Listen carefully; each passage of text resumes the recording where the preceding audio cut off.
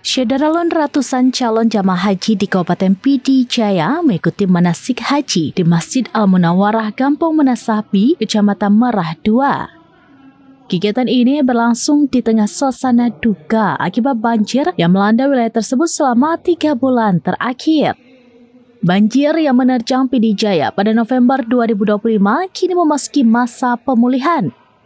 Meski masih dibayangi kesedihan, para calon jamaah haji tetap mempersiapkan diri lebih awal melalui manasik haji setelah melakukan pelunasan biaya penyelenggaraan ibadah haji atau BPIH.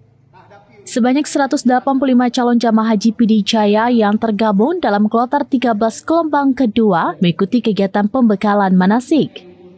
Kegiatan ini dilaksanakan selama 6 hari dan berakhir pada 16 Februari 2026.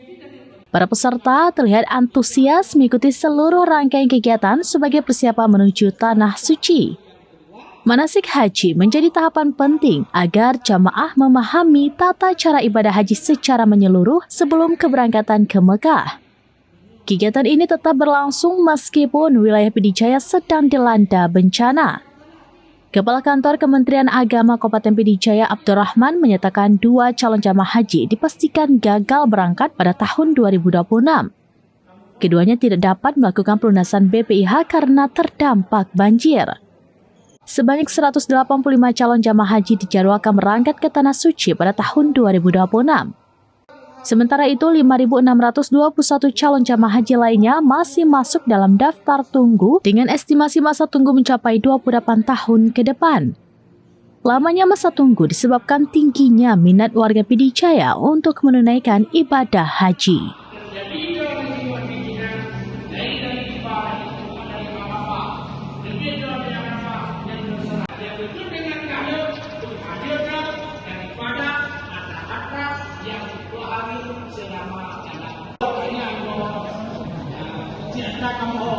Jadi yang dituntut dengan tahlul dan dipikirkan yang dituntut dengan kemudian yang duduk yang atau yang menetap di Mina selama 2 malam dan menetap umrah yaitu selama 2 awal.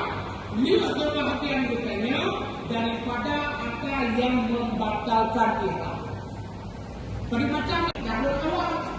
Jadi nalai kalau kubur-kubur ini dia tahlul awal. Dari PD Jaya, Muhammad Nazar, SerambiNews.com. Download Tribun X sekarang, menghadirkan lokal menjadi Indonesia.